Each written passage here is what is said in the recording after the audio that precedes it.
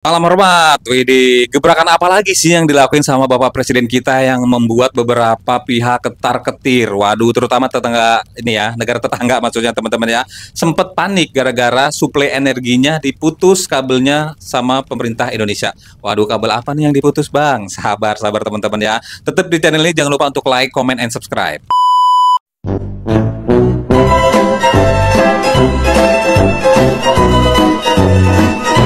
Assalamualaikum warahmatullahi wabarakatuh teman-teman, apa kabarnya? Mudah-mudahan kita semua selalu diberikan kesehatan, amin ya rabbal alamin. Dan gak lupa gue pengen bilang terima kasih nih ya teman-teman ya, buat teman-teman semua yang udah selalu dukung channel gue dengan cara like, comment, and subscribe. Dan buat teman-teman yang baru banget nemuin channel ini, gue minta dibantu diklik tombol subscribe-nya, diaktifin juga notifikasinya, supaya nanti kalau misalnya gue upload video-video terbaru kalian akan dapat pemberitahuannya. Nah nih teman-teman ya, selalu ada gebrakan, selalu ada kejutan ya teman-teman ya. Baru nangkap ini, baru ngamanin ini, ada lagi yang ini, membangun ini, ada lagi yang dibangun. Waduh. Kayaknya itu kerja dan kerja. Bener-bener kayak kabinet itu kabinet kerja nyata nih ya beliau nih teman-teman ya. Nah, ini ada beberapa video yang nunjukin kebijakan-kebijakan Bapak Presiden Prabowo yang kagak pernah henti-hentinya dan membuat negara lain itu, waduh, kok ternyata kita selama ini tergantung banget ya sama Indonesia. Nah, ada apa videonya? Ada apa juga komentarnya? Langsung kita simak di video yang pertama nih teman-teman nih. Bismillahirrahmanirrahim.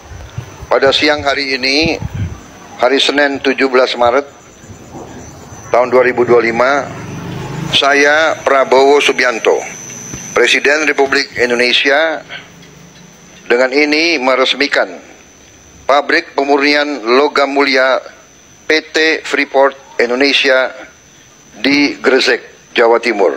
Terima kasih.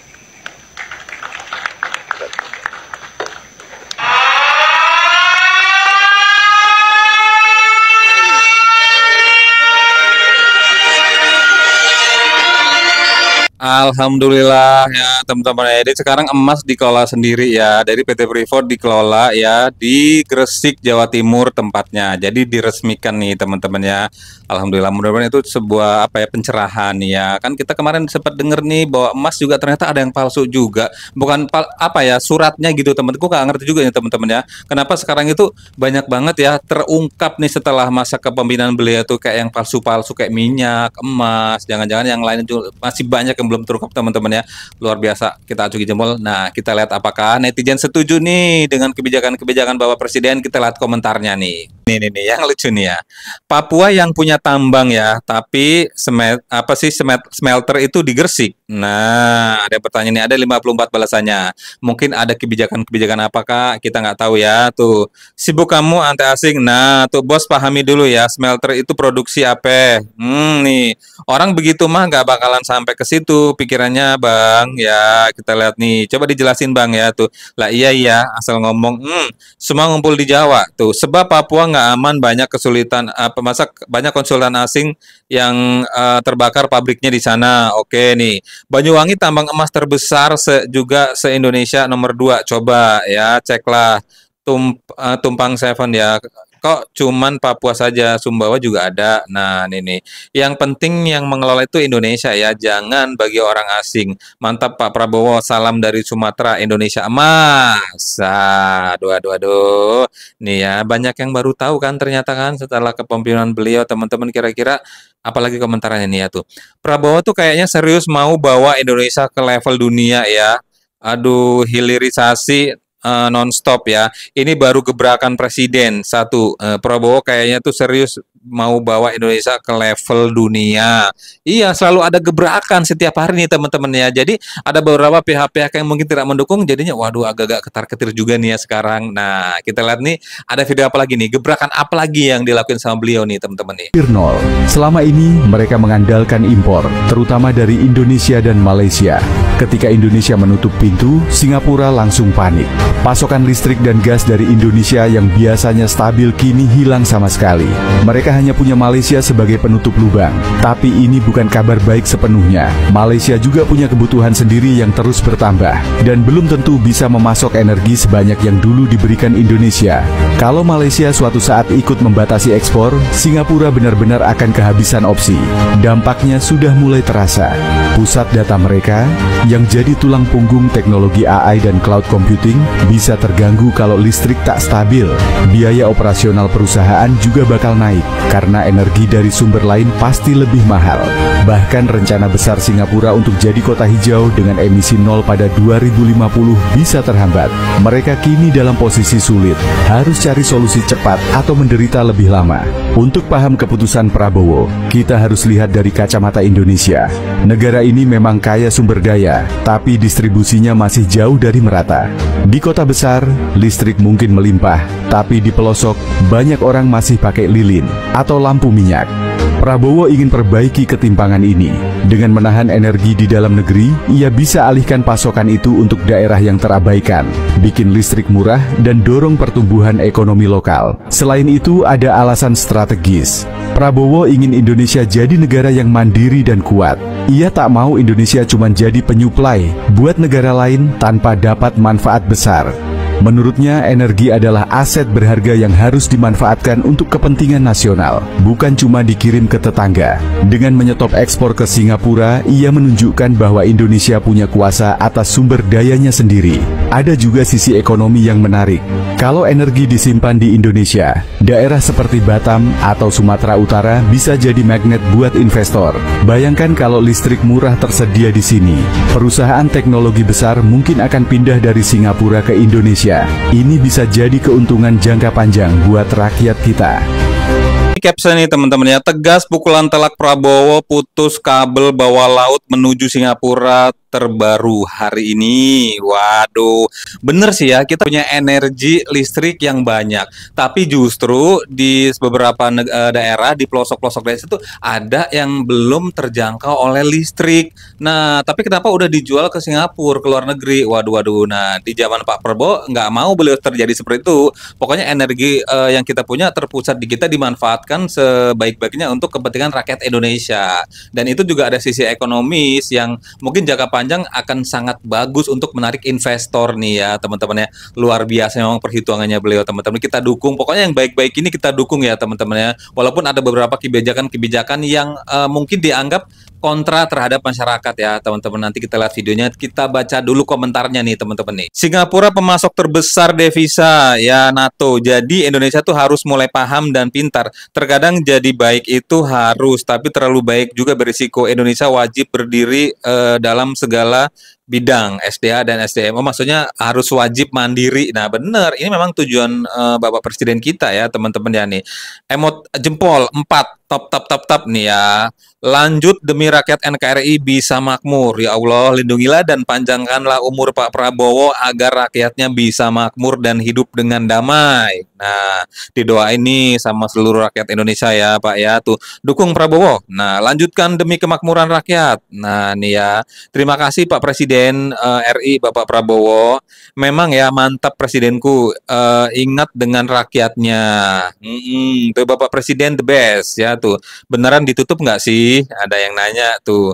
Hidup Indonesia Raya, lebih sejahtera rakyat Indonesia. Emang mantap presidenku, semoga panjang umur, sehat selalu. Nah, ada beberapa komentar yang juga mendukung nih teman-teman kebijakan-kebijakan beliau ya. Kalau yang ini sih pasti dampaknya akan positif lah ya. Bener sih kalau dari sisi ekonomi mungkin ketika kita punya sumber energi yang kuat dan murah ya, justru banyak mengundang investor untuk menanamkan modal dan membuka usahanya di Indonesia. Keren luar biasa itu ya teman-teman. Di samping kebijakan-kebijakan seperti ini yang mungkin dianggap menguntungkan, dan ada juga kebijakan-kebijakan yang sebenarnya itu untuk ketertiban juga tapi dianggap kurang pas bagi rakyat Indonesia. Seperti apa sih kira-kira yang lagi ramai nih teman-teman? Coba kita cek videonya nih. Akhirnya undang-undang perampasan aset resmi disahkan, tapi undang-undang perampasan aset rakyat. Jadi nanti kendaraan yang 2 tahun pajaknya mati itu bakal disita sama negara. Giliran kayak begini aja cepet Pak, Bu. Giliran undang-undang perampasan aset buat para koruptor yang udah jelas-jelas bikin negara kita tuh hancur, itu kok nggak selesai-selesai. Emang bener-bener nih para perwakilan rakyat kita nih memang bener-bener kerjanya gercep gitu. Gercep kalau undang-undangnya menyusahkan rakyat.